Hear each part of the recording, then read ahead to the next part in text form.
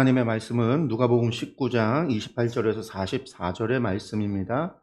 말씀 함께 봉독하겠습니다.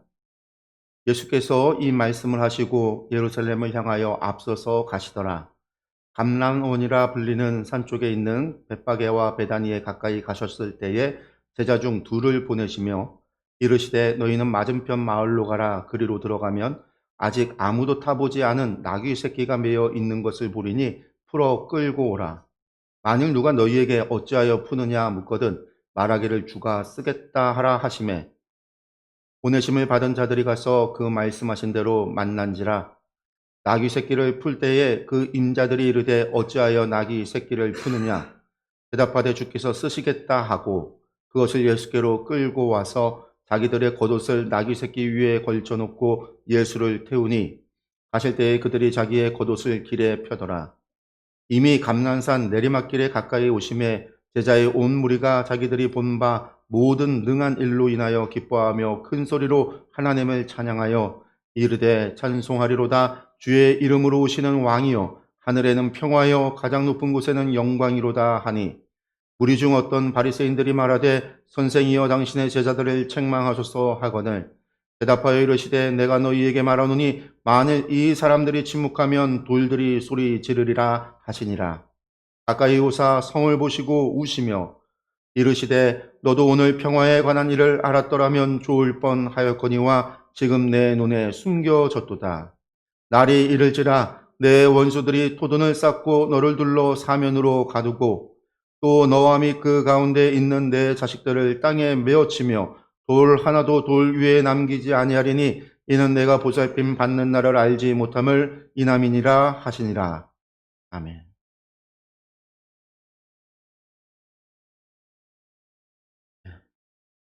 어제도 말씀을 드렸지만 이번 주 계속 요즘 뉴스에는 중동 전쟁에 관한 이야기가 계속 나오고 있습니다. 그 뉴스에 나오는 이야기 가운데 계속해서 나오는 단어 하나가 평화에 관한 이야기가 나오고 있죠. 이스라엘이 지난 3월 28일 날 휴전 가능성이 보도된 가운데 휴전 가능성이 보도됐으면 전쟁을 좀 소강해야 되는데 또 이란을 향해서 48시간 총공격 명령을 내려서 뭐 공격을 더 하고 막 이런 일들이 막 벌어졌어요. 미국 트럼프 행정부는 한 달간 휴전하고 이란과 핵포기 등 15개 요구 사항에 대해서 논의를 추진한다라고 하는 외신 보도도 있었고, 근데 또 이란은 또 그런 거에 일시적인 휴전에는 관심이 없다, 막 그런 이야기도 있고, 뭐 논의를 했다 했는데 또 이쪽에는 논의한 적이 없다, 가짜 뉴스다라고 하면서 별의별 이야기가 다 있습니다. 그러면서 다들 전쟁은 그만두자라고 모두가 평화를 외치기는 하지만 또 한쪽에서 계속 전쟁을 하고 있어요. 서로들 총구를 겨눈 채 평화만 외치고 있는 거죠. 상대방이 상대방이 내 조건을 받아들이면 평화를 주겠다라는 거죠. 이란도 미국도 또 이스라엘도요. 그 평화는 결국 내가 이기는 평화입니다. 내가 이기는 평화. 내가 원하는 방식대로의 평화라는 거죠. 오늘 우리가 보는 누가복음 19장의 이야기도 똑같습니다. 2000년 전 예루살렘의 군중도요, 평화의 왕을 환영했어요. 그런데 그들이 원하는 평화는요, 자신들이 설계한 방식의 평화였습니다. 그리고 바로 그 순간에 주님은 우셨다라는 거죠. 왜 우셨을까? 오늘 우리가 함께 그 눈물 안으로 들어가 보겠습니다. 근데 말씀 들어가기 전에요, 말씀의 배경을 여러분들 한번 상상해 보셨으면 좋겠어요. 그래야 우리가 예수님의 눈물이 얼마나 기쁜 눈물인지 느껴질 겁니다. 때는요, 서기 30년 봄이에요. 유월절을 앞둔 예루살렘입니다. 예루살렘의 인구는요, 5만에서 한 6만 정도 됩니다. 근데 유월절을 앞둔 이 시기가 되면은요, 수십만 명의 사람들이 이 성에 몰려듭니다. 거리마다 사람들이 가득 차고요. 공기는요, 독립의 열기로 뜨거워집니다. 로마 제국 압제 아래서 100년 가까이 신음했던 이 유대인들에게 있어서 이 유월절이라고 하는 명절은요, 단순한 종교 행사가 아니에요. 출애굽을 기억하는 축제는 한마디로 하나님이 우리를 반드시 구원하시고 해방시키겠다라고 하는 그런 희망의 제전이기도 했습니다. 그러니까 이 열기가 얼마나 뜨거웠겠어요. 그래서 사실은 로마인들도요, 평소에는 여기에 군인들이 없다가 6월절만 되면은 군인들이 이곳에 와서 폭동이 일어나지 않을까. 긴장하고 이렇게 지키고 서 있는 시기였다라는 거예요. 바로 그 순간에 예수님께서 감람산을 넘어서 예루살렘으로 들어오고 있었던 거예요. 그것도 낙이 새끼를 타고 사람들의 환호를 받으면서 오시고 있는 상황이라는 거예요. 본문 28절에서 38절을 보면은요, 예수님께서 예루살렘에 입성하시는 이 장면이요, 한편의 영화처럼 펼쳐집니다. 제자들과 무리가요, 겉옷을 길에 펴고 찬송하며 소리칩니다. 찬송하리로다 주의 이름으로 오시는 왕이요, 하늘에는 평화요, 가장 높은 곳에는 영광이로다. 그런데 주목해 보세요. 예수님이 타신 것이 뭐죠? 말이 아니라 낙이고, 낙이 중에서도 새끼예요. 낙이 새끼예요. 이것이 왜 중요할까요? 여러분들 1세기 지중해 세계에서 말은요, 정복자의 상징입니다. 정복자의 상징. 로마 황제는 말을 타고 입성했어요. 개선 장군은요, 군마 위에서 군중의 환호를 받았습니다. 반면에 나귀는요, 농부의 짐승이에요. 농사 짓는 농부의 짐승이에요. 평화의 시대에 사용되어지는 짐꾼의 동물이 나귀예요. 예수님의 이 행동은 단순한 우연이 아니라 스가랴 9장 9절의 예언을 직접 성취하는 행동이었습니다. 스가랴 선지자는요, 시온에 따라 크게 기뻐할지어다. 보라, 내 왕이 내게 임하시나니 그는 공의롭고 구원을 베푸시며 겸손하셔서 나귀를 타시나니라고 예수님께서 오시기 약 500년 전에 예언하셨습니다. 주님은 처음부터 정복자로 이 땅에 오신 게 아니라 겸손의 왕으로, 함께 걷는 왕으로 오신 겁니다. 근데 군중들은요, 이것을 읽지 못했습니다. 그들은 나귀 위의 왕을 보면서도 마음속에는요, 여전히 군마 위에 장군을 그리고 있었습니다. 환호는 진짜였어요. 정말로 예수님을 그렇게 믿은 거죠. 메시아로. 자신들을 로마로부터 해방할 자로. 모세와 같은 선지자로. 그런데 환호의 대상이 틀렸어요.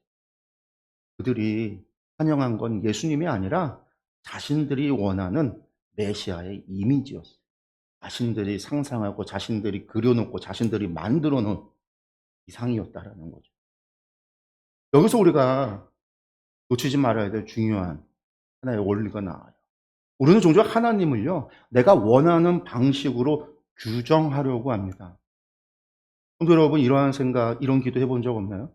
하나님이 진짜 계시다라고 한다면, 주님 이 사업 잘 되게 해주시면요, 오늘 이 병만 고쳐주시면요, 제가 평생 주님만 섬기겠습니다. 이러한 기도. 근데 이 기도가 틀렸다라는 거 아니에요. 간절한 마음. 주님도 아셔요. 우리의 간절한 마음이요. 그런데 문제는요, 우리가 원하는 방식으로 주님이 오시지 않으면요, 우리가 실망한다라는 거예요. 환호가 실망으로 바뀐다라는 거예요. 결국 예루살렘 군중이 열흘도 안 돼서 십자가에 못 박을 하고 외쳤던 것처럼 말입니다. 오늘 주님은요, 여전히 나귀를 타고 우리 삶에 오십니다. 화려하게 오시지 않아요. 대단한 이적으로 먼저 자신이 어떤 분인지를 증명해 보이지 않으신다라는 거예요. 때로는 조용히, 때로는 초라한 모습으로, 때로는 내 일상 속에 그냥 평범한 모습으로 찾아오신다라는 거예요. 내가 기대한 방식이 아니라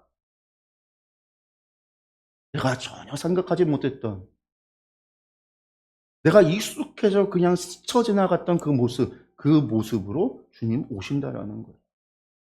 그러므로 내가 기대하지 않은 방식이라 할지라도 결코 문을 닫아서는 안 되는 거죠. 나귀를 타고 오시는 바로 그분이, 내가 기대한 모습으로 오지 않은 바로 그분이 또 진짜 왕이시다라는 거예요.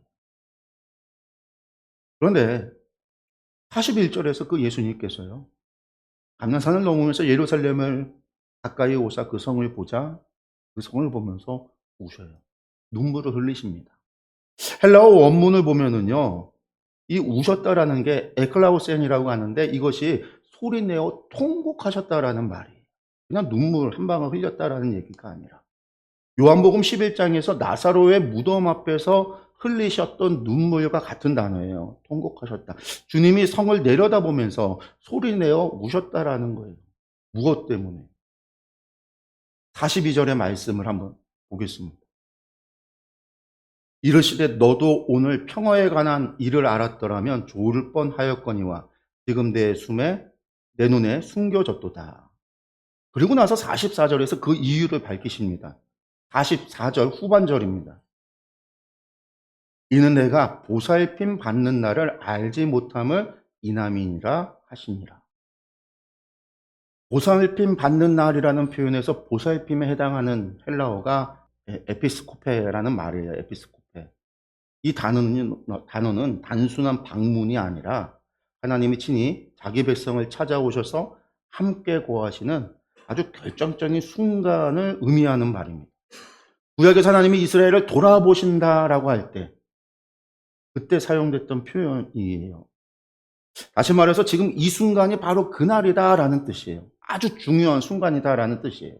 이스라엘 역사 전체가 기도해 왔던 바로 그날, 하나님이 친히 사람의 몸을 입고 예루살렘에 찾아오신 바로 그 순간, 예언자들이 그렇게 기대하였고 그렇게 예언했고 소망하고 보기를 원했던 바로 그날, 바로 그 순간인데 그 예루살렘이 그것을 알아보지 못하고 있다라는 뜻이에요.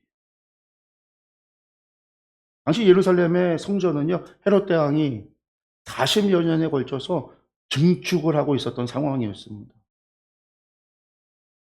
고대 세계에서요, 이 로마 시대에서도 아주 손꼽히는 아주 웅장한 건물이었어요.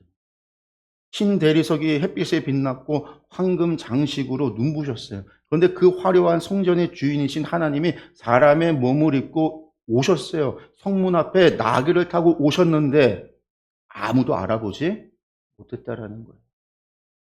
건물은 있는데 주인이 없는 집. 종교는 있는데 하나님이 없는 신앙. 이것이 예루살렘의 비극이었습니다. 예수님이 오신 것은요, 예루살렘이 아름답지 않아서가 아닙니다. 사람들이 나쁜 사람들이라서가 아닙니다. 그들이 평화를 원하지 않아서가 아닙니다. 오히려 너무나 간절히 그들은요, 평화를 원했습니다. 그런데 평화의 실체이신 예수님께서 그분들 가운데 있는데, 그분들 곁에 서 있는데도 알아보지 못했기 때문에 우신 거예요. 평화라고 하는 것은 조건이 갖춰지면 찾아오는 것이 아니라 평화는 하나님께서 함께 계실 때 오는 겁니다. 샬롬이라는 히브리어 샬롬이라고 하는 원래의 뜻 자체가 하나님께서 함께 하시는 온전한 상태라는 뜻이에요. 그러니까 평화의 왕 없이는 평안을 찾는 것은요, 태양 없이 햇빛을 찾는 것과 똑같은 거예요. 그렇다면 오늘 우리는 어떻습니까? 우리가 하나님을 찾지 않는 것이 아닙니다. 예배도 드리죠. 기도도 드려요. 헌금도 드리고 예배도 드립니다. 그런데 혹시 우리도 하나님의 방문을 알아보지 못하고 있는 것은 아닌가요? 주님이 오시는 방식이 내가 기대한 것과 달라서 실망하지는 않나요? 화려한 기적이 없다고, 즉각적인 나의 기도에 응답이 없다고, 나의 문제가 단번에 즉각적으로 해결되지 않는다고 해서 주님이 안 계신 것처럼 느껴지지는 않나요? 주님은 지금도 우리 삶에 찾아오십니다. 어쩌면 내가 힘들어서 몸부림치는 그 새벽에 말씀 한 구절로 오셨을 수도 있습니다. 어쩌면 내가 가장 지쳐 있을 때에 내 곁에 있어준 누군가를 통해서 오셨을 수도 있어요. 주님은 항상 나귀를 타고 오십니다. 우리가 알아봐 주시기를 기다리면서 말입니다.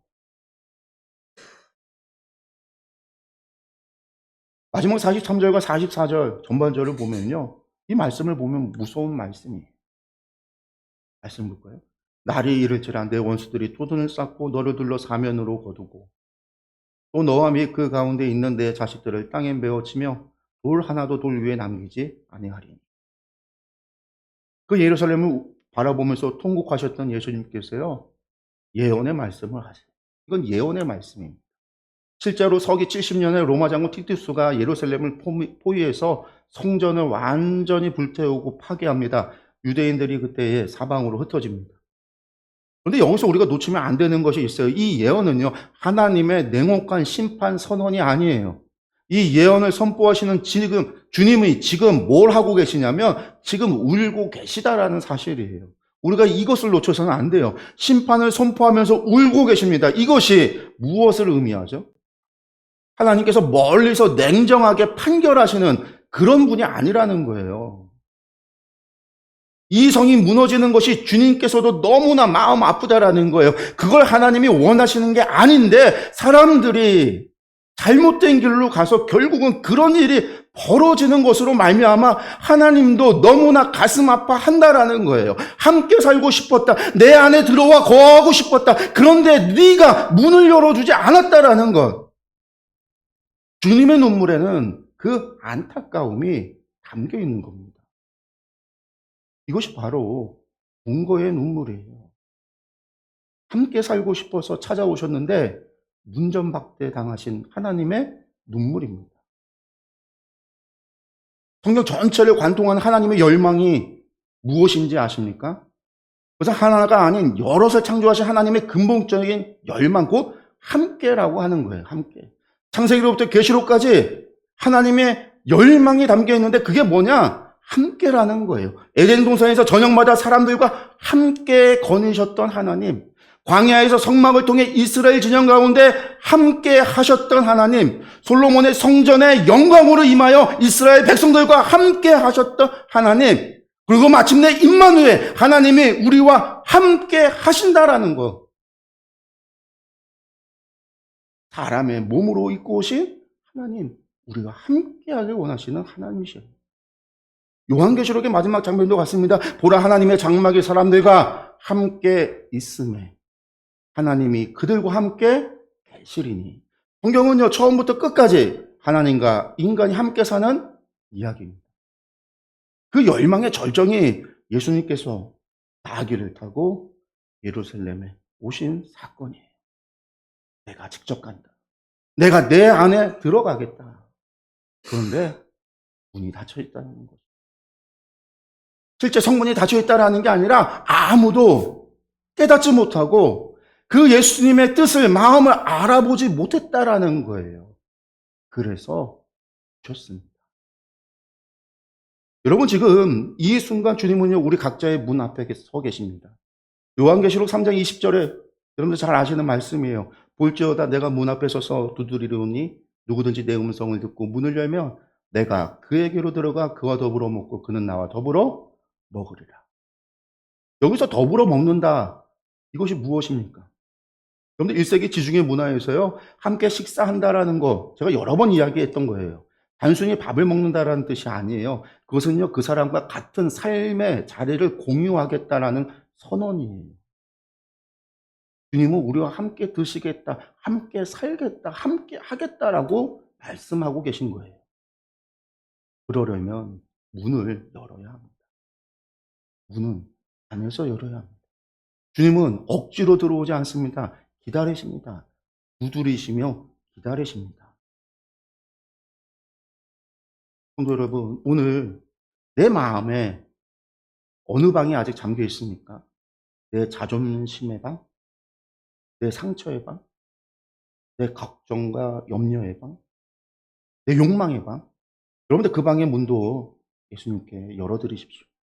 주님은 그 방까지 들어오셔서 함께 사시길 원하십니다. 사랑하는 성도 여러분, 이제 말씀을 정리하겠습니다. 예루살렘 군중은 예수님을 왕으로 환영했습니다. 그러나 그들이 원한 왕은요, 자신들의 방식대로 승리를 가져다 줄 왕이었습니다. 예수님은 그들이 기대한 방식으로 오시지 않았습니다. 나귀를 타고 왔습니다. 겸손의 왕으로 오셨습니다. 예수님은 그 나귀를 타고 오시면서요, 그 예루살렘을 바라보고 오셨습니다. 왜냐하면 그들이 보살핌을 받는 날, 그 나라를 알아보지 못했기 때문에. 하나님이 찾아오셨는데 문을 닫은 겁니다. 그것이 결국 멸망으로 이어진다는 것을 아시면서도 주님은 심판이 아니라 사랑으로 오셨습니다. 동고의 왕으로 오셨습니다. 그리고 그 주님이 오늘 우리에게도 오십니다. 여러분 한번 생각해 보십시오. 예수님이 예루살렘을 향해 오셨다라고 한다면 오늘 내 삶을 바라보실 때 그분의 눈에 눈물이 고이지 않겠습니까? 내가 그토록 평화를 찾아 헤매면서도 정작 평화이신 그분의 문을 닫고 있지는 않으셨나요? 이 사순절의 시간 우리 교회가 함께 동행동고를 묵상하며 보러 온 것은 이 한 가지를 기억하기 위함이 아닐까요? 주님은 나를 정복하러 오신 것이 아닙니다. 나와 함께 사시러 오셨습니다. 내 문제를 단번에 해결하는 능력의 신으로 오신 것이 아니라 내 짐을 함께 지고 내 길을 함께 걸으실 동반자로 오셨습니다. 나귀를 타고 오신 그 주님을 오늘 우리 마음 가장 깊은 곳에 모셔드리기 바랍니다. 겉옷을 벗어 길에 펴듯 내 자존심과 내 고집과 내 두려움을 내려놓고 그분께 길을 내어 드리시기 바랍니다. 그때 비로소 세상이 줄 수 없는 참된 평화, 살롬이 우리에게 임할 줄로 믿습니다.